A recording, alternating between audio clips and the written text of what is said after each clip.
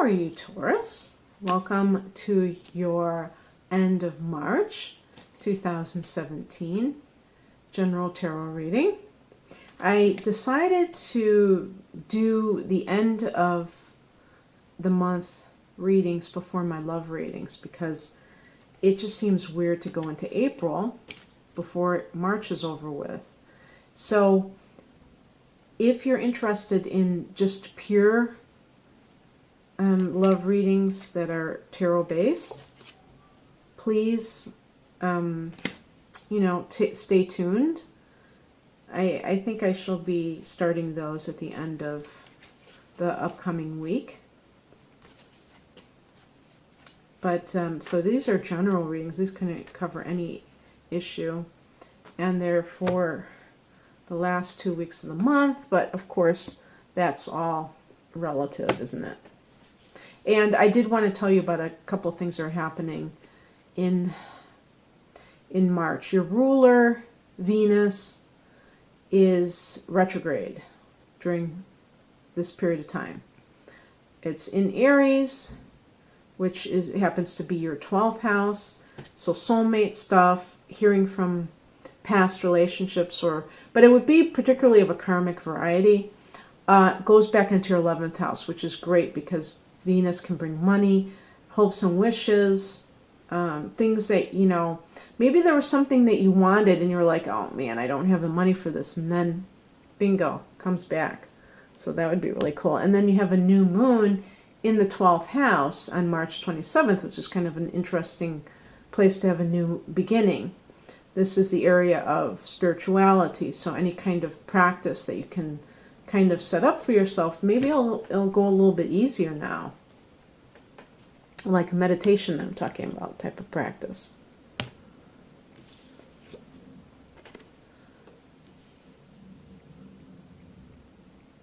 And I'm doing a modified Celtic Cross spread for this reading.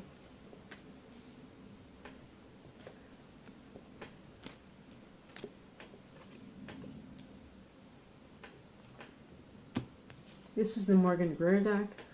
Sometimes I get people who ask that. There's the soulmate card again coming up when I bring it up.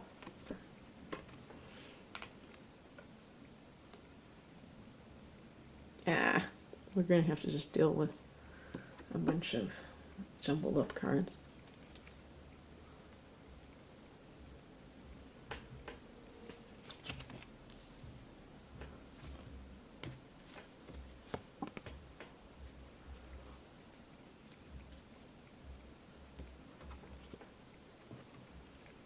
Well, this is morphing into a love reading before my very eyes. Okay.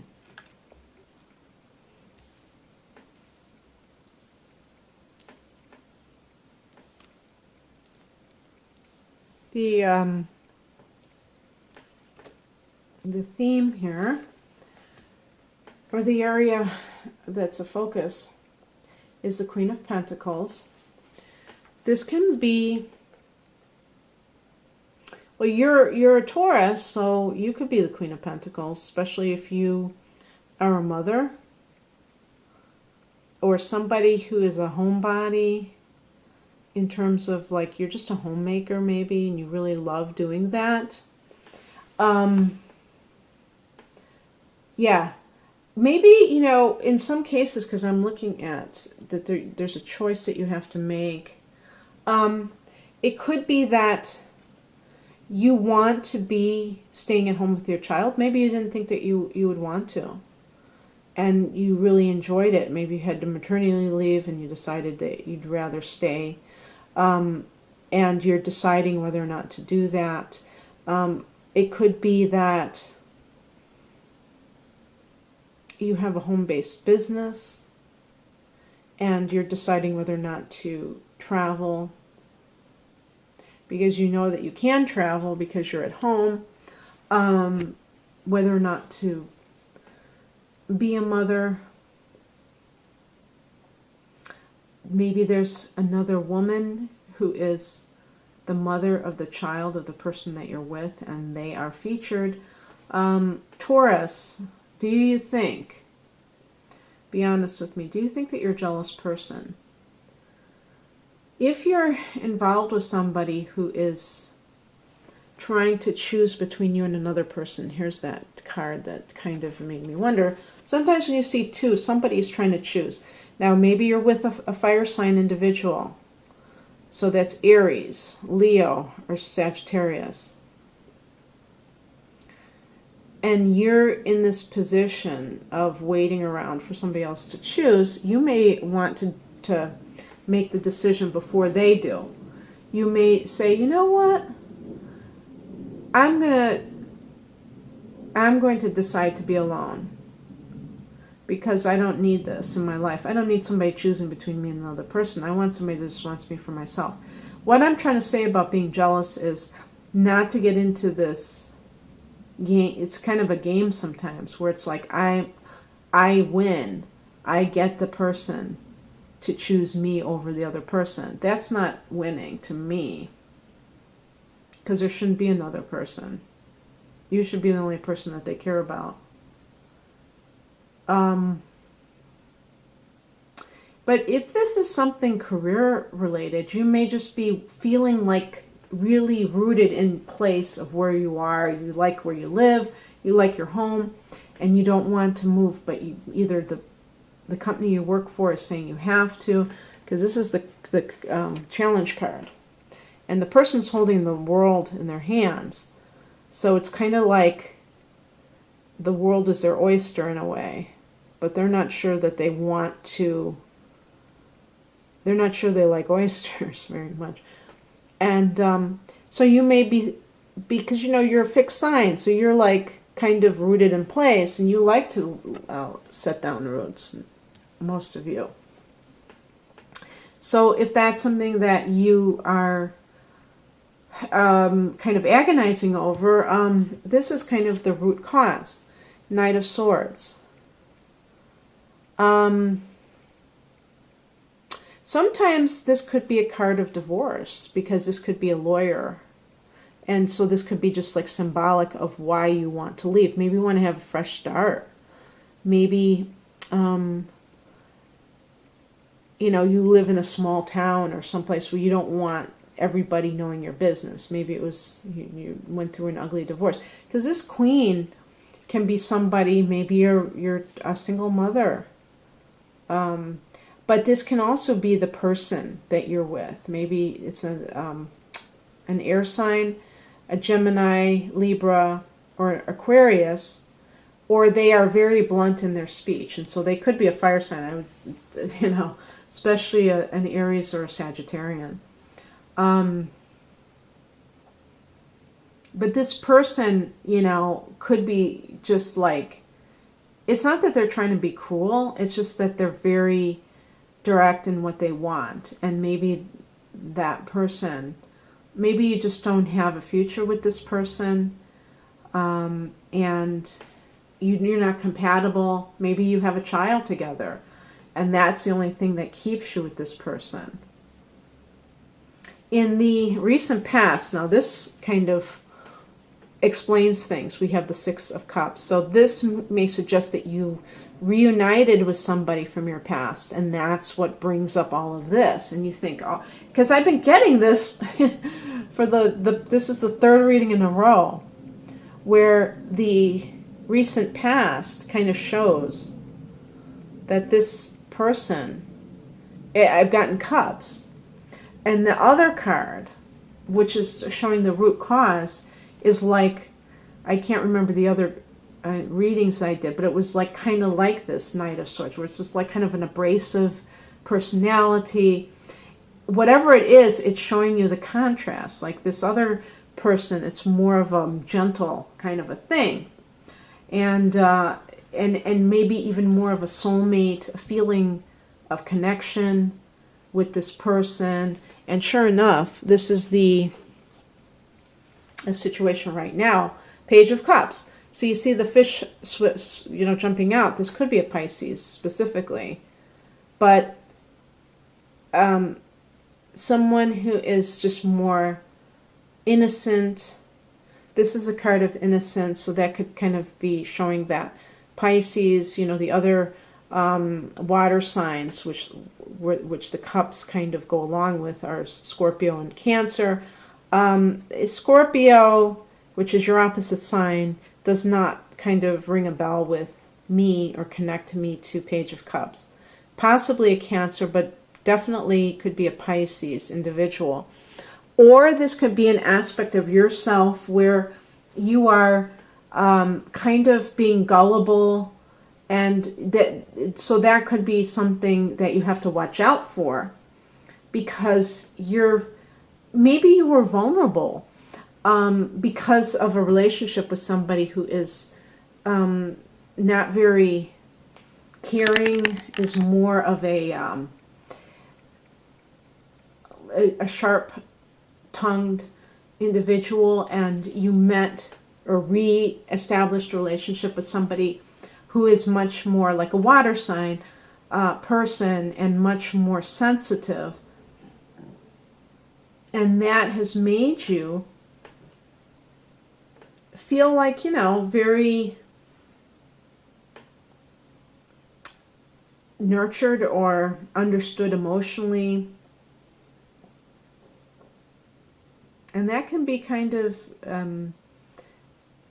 it can throw you off guard, or, can kind of throw you into a tailspin, because all of a sudden you realize that there are more options out there. Maybe you kind of like closed it off in your mind and said, oh, well, this is how relationships are. And really, they're not, Really, you can expect more from relationships than maybe you thought you could. So it's asking of you, if it's of yourself, you have to be careful not to, if you're feeling vulnerable, not to allow yourself to get sucked into something that may not be exactly what it seems. Because in the near future, though, we have the Four of Cups, where you might be feeling indifferent. And this can be a card of like being fed up with a situation, being tired of it. It might just be kind of like reiterating that, and maybe the other person senses that you're pulling away. Sometimes when you try to make a relationship work and it doesn't, and you kind of like give up, it's like you are releasing resistance. And then the other person senses that you have changed, and they start to step up to the plate. And so this person may not even be a bad person, may just be a little bit too abrasive or self-involved to, give you what you need. And then they sense that they're losing you, and they start to try to make it up to you, and you're like, kind of like, I'm done. So it could be one of those situations, because you may have fallen in love with, this other person, and now you've kind of glommed onto them. It's not that you're fickle. You're not, Taurus. You're the opposite of fickle, but everyone has their limits, and you might have just decided, well, I can't just keep, this relationship isn't happening for me. And you're capable of that. Even if it takes you longer than the average person to change, once you make up your mind, you're there. And so this is the card that describes your psychological state, I guess I would call it right now, and it's the Chariot. So it's like you have made up your mind, and you're not going to allow any outside influences to deter you from this decision that you may have to make. Now, one of the things that can happen too is that if this is about business, you may feel like, success is in your grasp, because this is a card of success, but you have to really be focused, and you may have gotten a job offer and you're not impressed by it. Because you may be very idealistic about what it is that you want. And it may be something that you've wanted for a very long time. Now, you could say this is coming in or an outside influence, because this could be an offer that is something right up your alley in terms of kind of countering this indifference, where you get like a job offer that's like, this is what I've wanted, this is what I've been waiting for. I wasn't willing to settle for less. And it's not about the money. It's just about this feeling of it being the dream job. Maybe the dream job is you're not making as much money as you are right now, but you have more flexibility. Maybe a flex time. You can work from home a lot of the time, which is kind of like what the Queen of Pentacles is all about. Like especially if it's something, where you've given birth and you want to still work and you want to still earn money, you may get that opportunity. But this could be an influence of a new love coming in.